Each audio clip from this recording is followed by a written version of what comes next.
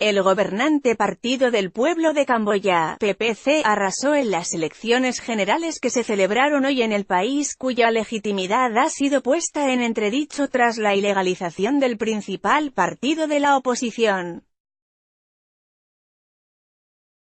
Según los resultados preliminares difundidos por la televisión estatal para cada una de las 25 provincias, el PPC se ha impuesto en todas ellas con más del 80% de los votos válidos emitidos.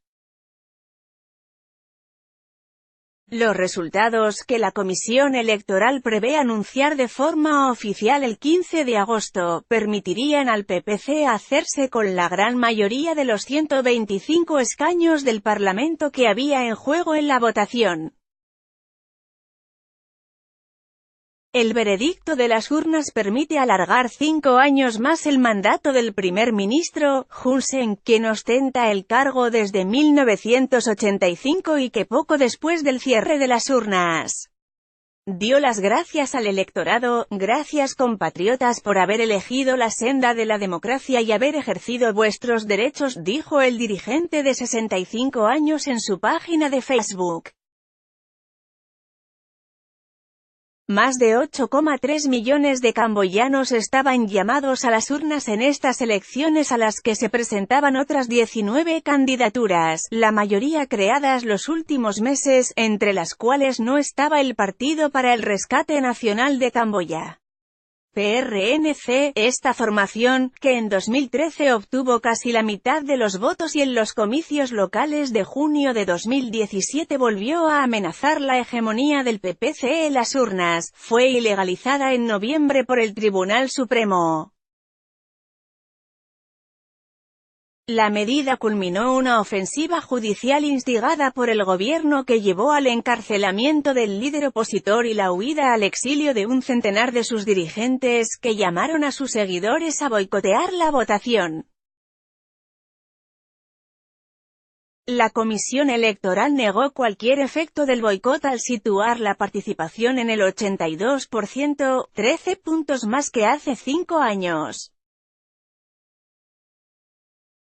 El presidente de la institución, Sig Bunhok, indicó que 6,8 millones de personas acudieron a votar, cifra ligeramente superior a la de hace 5 años cuando, no obstante, el número de electores registrados para votar fue mayor. «Es un gran éxito», dijo en rueda de prensa Bunhok, quien destacó el desarrollo pacífico y sin incidentes de la jornada. Durante el recuento, imágenes difundidas en las redes sociales mostraron numerosas papeletas en blanco o marcadas como voto nulo en varios colegios, lo que revelaría un importante voto de protesta, pero sobre las cuales Bunhok evitó hacer comentarios. En varios de estos centros de PH en Phnom Penh, el flujo de votantes fue constante durante las primeras horas de la votación, pero a media mañana muchos de ellos mostraban un aspecto poco concurrido, al igual que las principales calles de la ciudad. «Estoy muy contento. El líder ha ganado», dijo a EFE un joven apenas 34 minutos después de la apertura de uno de los centros habilitados en la capital. «No es un buen presidente. Esto no es bueno para el país», dijo a EFE un mototaxista, seguidor de la oposición ilegalizada, tras votar en otro colegio de la ciudad. La ofensiva contra el PRNC, que se extendió a la sociedad civil y prensa independiente, llevó a Estados Unidos, la Unión Europea, la relatora de la ONU y varias ONG a cuestionar la limpieza de la votación, acusaciones que el presidente de la Comisión Electoral rechazó. «No ha habido intimidaciones en absoluto. La gente conoce sus obligaciones y sabe ejercer sus derechos para elegir al líder que haga al país más fuerte», dijo Bunhok. «Seguiremos observando si la comunidad internacional respeta la voluntad de nuestro pueblo o no», añadió. El gobierno camboyano defendió el carácter democrático de los comicios, señalando la pluralidad de candidaturas y la presencia de más de 80.000 observadores.